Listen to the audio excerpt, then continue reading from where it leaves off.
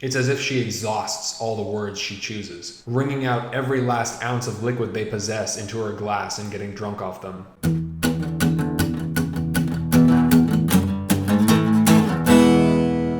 Better than food, man. Good afternoon, everyone. Welcome to Better Than Food Book Reviews. I'm your host, Clifford Lee Sargent. Great to see you as always. Hope you're doing well. Oh, yeah.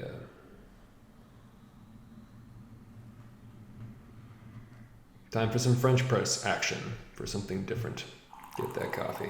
So today is Ladders to Fire by Anaïs Nin, and this is the first novel in the collection of 5 in this Cities of the Interior. So if you go to the Amazon influencer link in the description box below, you can find what appears to be a very beautiful edition of this book. And if you buy that book or purchase any other books, then the channel receives a kickback, and I greatly appreciate it.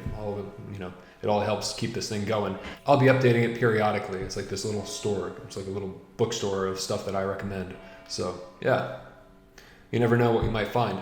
Anaïs Nin was a French-Cuban-American author. She spent her childhood in Spain and Cuba. She wrote erotica, but in addition to that, she was a novelist who wrote powerful, colorful, passionate novels of striking emotional depth and insight from a female perspective. When she was young, her father left her family and she boarded a ship headed to America, which was a huge transition for her, seemingly cataclysmic, as we'll later find out. And that's when she started her diary on that journey across the ocean. It started as a letter to her father and ended as a letter to the world, as she puts it. She was famous for her diaries and seemed to be a master of disguises in her personal life, something that seems to have been analyzed and scrutinized more than her fictional writings. Though where the lines are between fiction and reality seems particularly blurry in Nin's work. She led something she referred to as her trapeze life, where she swung back and forth from East Coast to West Coast, visiting her lover in California, and I think to Europe as well, all the time supported by her husband, who was a banker in New York City. I think there was something missing erotically, but emotionally they had a huge connection, and I think they were married until she passed away. But then I believe she got married to another guy. It's actually extremely confusing. I still don't really understand. There's a lot of information about it, and I haven't read the diaries. But anyways, he also made experimental films. I thought that was interesting. So he had sort of a bohemian side. This guy who was supporting her. Her lover was like 16 years younger or something. And there's a very famous photo of them at a party, the Come As Your Madness party, which had attendees such as Kenneth Anger. Anaïs Nin was obsessed with relationships. She said that she couldn't imagine running out of things to write about. All she could imagine running out of was time. She was a huge fan of psychoanalysis. She was a lover of Otto Rank, actually, an associate of Freud. Psychoanalysis seemed to have a profoundly positive impact on Nin, allowing a shift of perspective on her obsessions so she wouldn't have to neurotically focus on them. Relationships were very much like stellar constellations, she said, in this documentary that I've linked in the description box below. It's awesome. It's a terrific documentary. She knew Henry Miller, of course. That's her most maybe famous relationship. But she also knew like Antonin Artaud, Theater of Cruelty, which I got to read. I still haven't read that. I have to read that. Martha Graham, the dance choreographer, who inspired what I think is the last section of Ladders to Fire, called The Party, where everything sort of just dissolves into this colorful mess. In fact, much of the book seems like one enormous party, with all these characters and these interweaving narratives and relationships. One strange, enormous party. And much of Nin's life appears like that as well, with all its subtlety and chaos. Ladders to Fire is the first in this collection of 5 novels called Cities of the Interior. It tells the story of 4 different women and their relationship to others as well as each other. Mostly we're focused around Lillian, a pianist who has found herself shackled in a traditional mode of routine existence, married with children, seemingly bored out of her skull, and screaming desperately on the inside for some kind of rupture, expression, some violent change in which she can discover herself free. Anguish was a voiceless woman screaming in a nightmare. She meets a woman, Juna, inspired by Juna Barnes, I wonder, who wrote Nightwood. Nin actually wrote a letter to Juna Barnes and never received a reply, vowing to answer every letter she received after that incident, which I thought was admirable. That's a hell of a commitment to take on with all that fan mail. Lillian falls in love with this woman, Juna, and leaves her family. Or a kind of love. I'm not sure if it's explicitly erotic, but it's kind of difficult to tell. Sort of hazy. Everything about Nin's writing is hazy and suggestive and mysterious. But Lillian travels through that relationship and eventually meets this painter named Jay, who seems like Henry Miller. A man who has this huge joy for everything, this voracious, joyful appetite, but who's also kind of lazy, kind of full of it, and has a false impression of himself. By the publication of this novel, the Miller affair had come and gone. So this portrait of the artist as a fairly lazy man who eats and drinks a lot, paints sporadically, and occasionally thinks of himself as this masculine predator seems quite critical. The book is a harlequin... Fuck off. The book is this harlequin collage of femininity, a lush articulation of the inner thoughts and desires of these women. Nin was inspired by D.H. Lawrence, saying that his descriptions of emotions, sensations, instincts, ambivalence, all the obscure and elusive parts of experience, were an illumination of the path I wanted to follow. And you can definitely see that in Ladders to Fire. Nin also said, an artist's dream is to contact the world and rebuild these bridges so that other people will realize that they don't have to be isolated and they don't have to be in the solitary chamber of the neurotic. That was writing for Nin. That was her, I hesitate to say goal, but I mean, that was her, what she was striving towards was sort of this communication with everyone, this sort of freedom through telling things her way, this freedom through storytelling. Being understood didn't seem so important to her as just being able to accurately express for herself, to express in a way that felt accurate to her, knowing that not everyone would understand. There's a confessional quality to Nin's writing. I mean, she is a diarist after all. She wanted to write very close to personal experience. Her writing fundamentally is about relationships between people, and so she taps into her personal life for fuel. She was also intent about focusing on what the difference is between what a man has to say and a woman has to say. She realized she was going to have to go her own way, and figure it out for herself.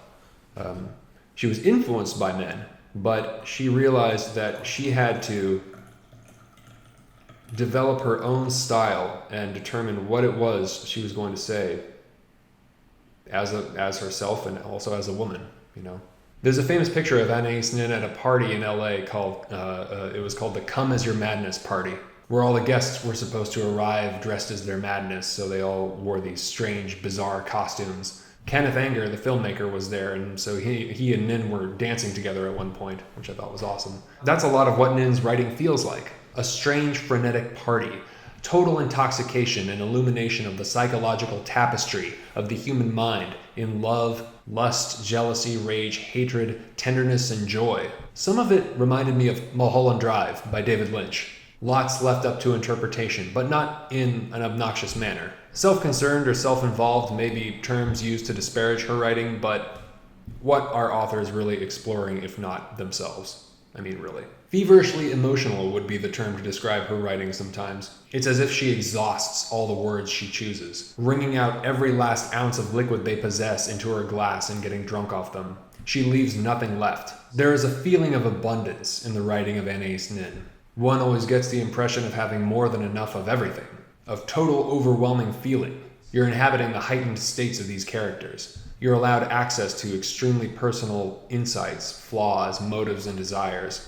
There's something about peering behind the mask, or revelation, the revealing nature of her narratives. It's always about this uncovering and getting at the mystery of the person's interior self, hence the title, Cities of the Interior, of the collection. Perhaps that's why she's so interested in psychoanalysis. This is at the party, near the end. Behind Stella hangs a painting of a woman with a white halo around her head. Anxiety had carved diamond holes through her body, and her airiness came from this punctured faith through which serenity had flown out. What Stella gave now was only little pieces of herself, pieces carefully painted in the form of black circles of wit, squares of yellow politeness, triangles of blue friendliness, or the mock orange of love, desire. Only little pieces from her external armor. What she gave now was a self which a man could only carry across the threshold of an abstract house with only one window on the street, and this street a desert with little white bones bleaching in the sun. Deserts of mistrust. She does it. Those single lines after the paragraph. Decisive. Driving the point home like a bullet. She's good at that. Synesthesia. She has this synesthetic quality to her work. Things that don't make sense but do. Reminds me a little bit of Nabokov. I think he was actually a synesthete. I wonder if Synesthetes are communicating to us through writing novels on some level that we are not conscious of, and that is why they seem like geniuses. That would be very interesting. I would believe it. Anaïs Nin's diary is infamous for its depiction of her relationship with her father. And when I say relationship, I mean her relationship with her father. Yeah. It appears, if we're to trust the diary, which who knows for sure, it appears that the relationship actually occurred when she was 30, which was about 19 or 20 years after she had last seen him when he left the family. So that's why I said, that was a cataclysmic moment, in her life, because kind of all led up to this. This is obviously shocking, but I haven't read the diary, and eventually she left him, I think is how the story goes. But I don't want to say anything before I read it. We don't really know the truth. She was a woman of many different masks, that's true. But she also seems to have had a flair for sensationalism. Not to say that it didn't happen, it very well could have, and I would believe it.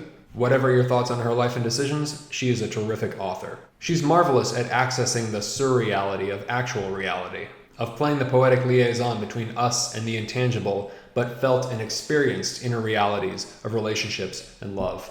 Whatever I felt I had to choose between, I always ended up by taking them in, harmonizing them, and fusing them into one. I never wanted to choose one against the other, so I suppose this comes close to the Eastern concept of yin and yang, which need each other and complete each other. I like to feel that I have transcended my destiny. That's what she said in the last moments of that documentary. Better than food. One day I'd like to feel that I have transcended my destiny. Anyways, who should read it? Those who enjoy Miller, of course, the Surrealists, Proust, psychoanalysis, Georges Bataille, definitely, and D.H. Lawrence. And that is all she wrote. Hope you enjoy it. Ladders to Fire, Anaïs Nin. So, time for the Coffee Lottery. Coffee Lottery, for those of you who are new, is where I take all the names of the patrons on Patreon who have donated $5 or more per video, and very generously, I might add. I place their names in this mason jar, I pull out a name for every review I do, and I send them a hard copy of the book that I'm reviewing, along with a bag of coffee roasted by yours truly. And if you'd like to get in on that, you could head to the description box below and click on the link. Or you could go to patreon.com/books are better than food and donate $5 or more per video. I sincerely appreciate it. Thank you very much. And thank you to all the patrons who have donated and kept this thing going so far. Best of luck to all of you. Okay, here we go.